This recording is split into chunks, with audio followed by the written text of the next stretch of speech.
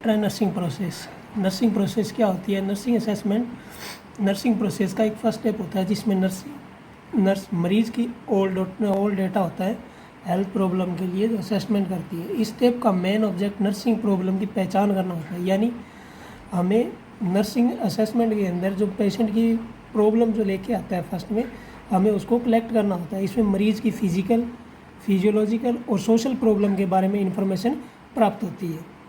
Nursing process में 5 step होते हैं। इन 5 स्टेप के अकॉर्डिंग हम पेशेंट का सारा डाटा कलेक्ट करती है। इसके अकॉर्डिंग हम पेशेंट का ट्रीटमेंट के लिए assessment, nursing diagnosis, planning, implementation और इवैल्यूएशन। सबसे पहले आता है असेसमेंट, यानी असेसमेंट करना मरीज़ की जो प्रॉब्लम होती है उससे रिलेटेड हमें पेशेंट के बारे में जो डाटा होता है उसे कलेक्ट करना होता है। मरीज़ में उपस्थित किसी भी हेल्थ प्रॉब्लम और हेल्थ स्टेटस का पता लगाने के लिए डाटा को कलेक्ट करना ही असेसमेंट करना, यानी हमारे को पेशेंट अपना डाटे के बारे में बताता है कि मेरे को ये प्रॉब्लम है, तो हम वो डाटा कलेक्ट करते हैं, उसे असेसमेंट बोलते हैं। फिर उसके बाद में आता है नर्सिंग डायग्नोसिस।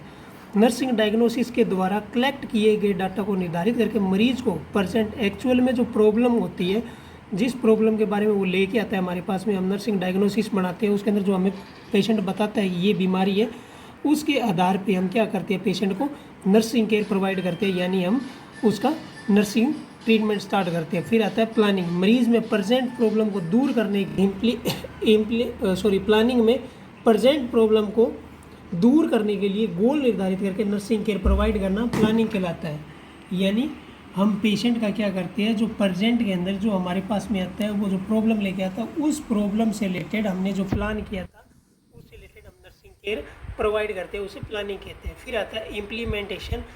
प्लान की गई नर्सिंग केयर को मरीज़ पर अप्लाई करना इम्प्लीमेंटेशन कहलाता है, यानी जो हमने प्लान किया था जो नर्सिंग केयर, यानी उसके आधार पे हमने पेशेंट को केयर करनी है, उसे इम्प्लीमेंटेशन कहते हैं। फिर आता है इवैल्यूएशन। मरीज़ के इम्प्लीमेंटेशन रिस्पॉन्स को चेक करना तथा आउटकम को निर्धारित करना इवैल्यूएशन कहलाता है, यानी हमने जो इम्प्लीमेंटेशन के आधार पे जो पेशेंट का जो रिस्पॉन्स आ रहा है, यानी हमने जो पेशेंट का प्लान करके उसका जो ट्रीटमेंट किया था और उसके बाद में इम्प्लीमेंटेशन के अंदर पेशेंट की असेसमेंट को 2 भागों में डिवाइड किया गया। सबसे पहले हेल्थ हिस्ट्री, फिर उसके बाद में physical examination.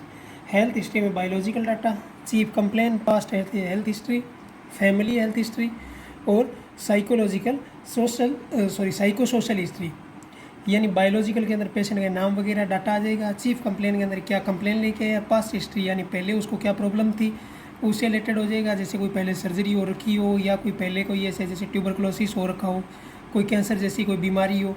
Family health history, यानी फैमिली हेल्थ हिस्ट्री इसलिए लेते हैं ताकि कई बार क्या होता है, कोई ऐसी बीमारी होती है जो जेनेटिक होती है, उससे रिलेटेड हमें कुछ इन्फॉर्मेशन मिल जाती है। साइको सोशल यानी इन्वायरमेंट से रिलेटेड, उसके फैमिली रिलेटेड कोई होता है, उसके बारे में हमें हिस्ट्री लेते हैं। उसके बाद में आता है फिजिकल एग्जामिनेशन। इसके अंदर हम इंस्पेक्शन करते हैं, पाल्पेशन करते हैं, प्रिक्यूशन और ऑस्कुलेशन। इसके अकॉर्डिंग हम क्या करते हैं, पेशेंट का एग्जामिनेशन करते हैं।